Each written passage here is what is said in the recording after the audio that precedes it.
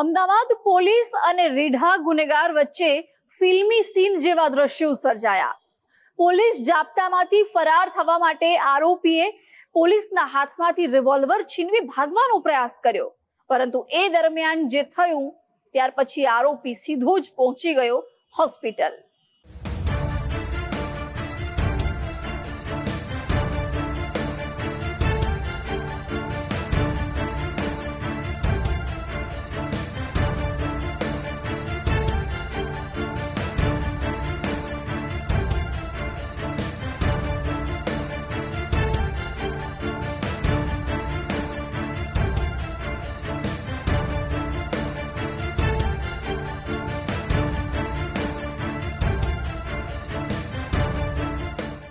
કોઈ પણ આરોપીને પકડી પોલીસ લઈ જતી હોય ત્યારે આરોપી પોલીસની રિવોલ્વર છીનવી લે અને ત્યારબાદ હુમલાની ધમકી આપી ભાગવાનો પ્રયાસ કરે। એ વખતે પોલીસ આરોપી પર ફાયરિંગ કરે। સાંભળવામાં જાણે કોઈ ફિલ્મનો સીન હોય તેવું લાગશે, પરંતુ મેગા સિટીની ઓળખ ધરાવનારા અમદાવાદમાં આવા ફિલ્મી દ્રશ્યો જોવા મળ્યા। અમદાવાદમાં અપહરણ ખંડણી કેસમાં આરોપી પર ફાયરિંગ। પીઆઈની રિવોલ્વર છીનવી આરોપીએ કર્યો ભાગવાનો પ્રયાસ। પોલીસ અને આરોપી વચ્ચે ઝપાઝપી દરમિયાન ફાયરિંગ। પોલીસે કરેલા ફાયરિંગમાં આરોપીના પગ પર વાગી ગોળી। અમદાવાદ ક્રાઇમ બ્રાન્ચના અધિકારીઓના સહારે માંડ ચાલી રહેલો પગ પર પાટો બાંધેલા આ કુખ્યાતનું નામ સંગ્રામ સિકરવાર છે, જેણે પોલીસની રિવોલ્વર છીનવી ક્રાઇમ બ્રાન્ચના જાપ્તામાંથી ભાગવાનો પ્રયાસ કર્યો। આ દરમિયાન પોલીસે ફાયરિંગ કરતા સંગ્રામના પગના ભાગે ગોળી વાગી હતી, જેથી તેને તાત્કાલિક સિવિલ હોસ્પિટલ લઈ જવાયો હતો। તેની યોગ્ય સારવાર કરવામાં આવી છે। હાલ આરોપી સારવાર હેઠળ છે, જેને પગલે પોલીસનો ચુસ્ત બંદોબસ્ત ગોઠવવામાં આવ્યો છે। આરોપીને ડિસ્ચાર્જ કર્યા બાદ આગળની કાર્યવાહી કરવામાં આવશે। રસ્તામાં રિવરફ્રન્ટની પાસે સંગ્રામ જો મુખ્ય આરોપી છે, આ પીઆઈ જડેજાની બાજુમાં બોલેરોમાં હતા। એની બાજુમાં ક્રાઇમનો કોન્સ્ટેબલ હતો, આગળ પણ હતો ને ડ્રાઈવર ચલાવતો હતો। એને ત્યાં પીઆઈ એસજે જડેજાની જો સર્વિસ રિવોલ્વર છે એનો છીનવાનો પ્રયાસ કર્યો અને ઝપાઝપીમાં 2 રાઉન્ડ ફાયર થયા અને 1 રાઉન્ડ એને પગમાં વાગ્યું હતું। તાત્કાલિક પોલીસ એને સિવિલ હોસ્પિટલ લઈને આવ્યો હતો। અત્યારે કાલે રાતથી એનો સારવાર થઈ ગયું છે। એના પગમાં ફ્રેક્ચર છે અને ટૂંક સમયમાં ડૉક્ટર એનું ડિસ્ચાર્જ કરવામાં આવશે। અપહરણ અને લૂંટ કેસનો મુખ્ય આરોપી સંગ્રામ। પોલીસ પર હુમલો કરીને ભાગવાનો હતો પ્લાન। એક દિવસ પહેલા રામોલ વિસ્તારમાં બનેલી લૂંટ અને અપહરણની ઘટનામાં રાજસ્થાનના કોટાથી 5 શખ્સો સાથે ધરપકડ કરવામાં આવી હતી।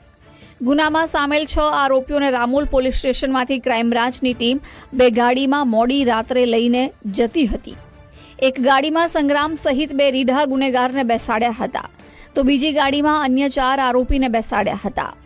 જમાલપુર રાયખંડ વચ્ચે રિવરફ્રન્ટ પરથી ગાડી પસાર થતી હતી ત્યારે સંગ્રામે બાજુમાં બેસેલા પીઆઈ એસજે જાડેજાની રિવોલ્વર છીનવી પોલીસ જાપ્તામાંથી ભાગવાનો પ્રયાસ કર્યો હતો।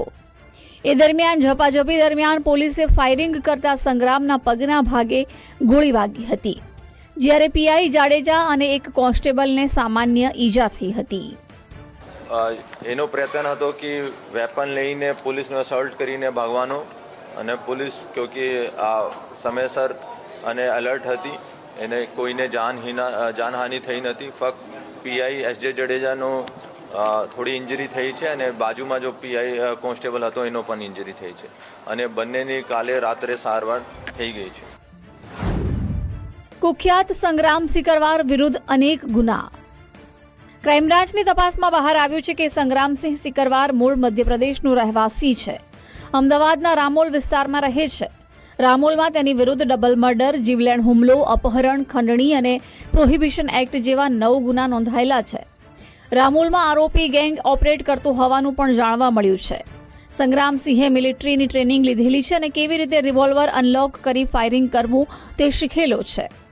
અગાઉ ગુના આચર્યા બાદ સંગ્રામ ઘણા સમયથી ફરાર હતો, પરંતુ જમીન દલાલના અપહરણ માટે થોડાક દિવસ અગાઉ અમદાવાદ આવ્યો હતો।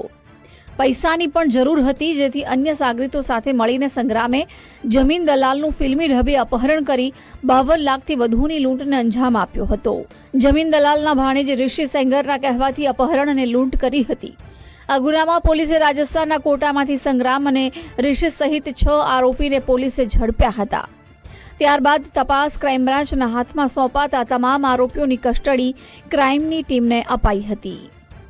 વેપન લઈને ફાયરિંગ કરવાનો પ્રયાસ કર્યો તો 307 જો આઈપીસી મુજબ અને બીએનએસમાં 308 મુજબ એફઆઈઆર દાખલ ક્રાઇમ બ્રાન્ચમાં કરવામાં આવેલ છે. સંગ્રામનો અગર ગુનાહિત ઇતિહાસ જોઈએ તો 10થી વધારે ગુના એના ઉપર છે, જેમાં લૂંટનો છે, 2 મર્ડર છે અને ત્યાં એક મોટો માણસ તરીકે એની ઓળખાણ છે અને આ ત્યાં ગેંગ તરીકે પણ ઓપરેટ કરે છે. અને આ વર્ષે માર્ચમાં જો વસ્ત્રાલ ખાતે બનાવ બન્યો હતો, એમાં જો પંકજ ભાવસર અને આ જો ગેંગ હતા એને સામેવાળા ગેંગમાં મુખ્ય જો આરોપી હતા આ સંગ્રામ છે. અને છેલ્લા કેટલા દિવસોથી આ પોલીસ એનો શોધખોળ કરતી હતી અને 2 દિવસ પહેલાં એને બહુ વ્યવસ્થિત રીતે લૂંટ કરી હતી. નાની ઉંમરમાં ગુનાની દુનિયામાં મોટું નામ બનાવનાર કુખ્યાત સંગ્રામનો પ્લાન તો પોલીસ પર હુમલો કરી ભાગવાનો જ હતો, પરંતુ પોલીસની સતર્કતાથી તેના પગ પર ગોળી વાગી અને ભાગી ના શક્યો અને પહોંચી ગયો હોસ્પિટલના બિછાને. આમ સંગ્રામનો દાવ તેના જ પર ઉલટો પડ્યો.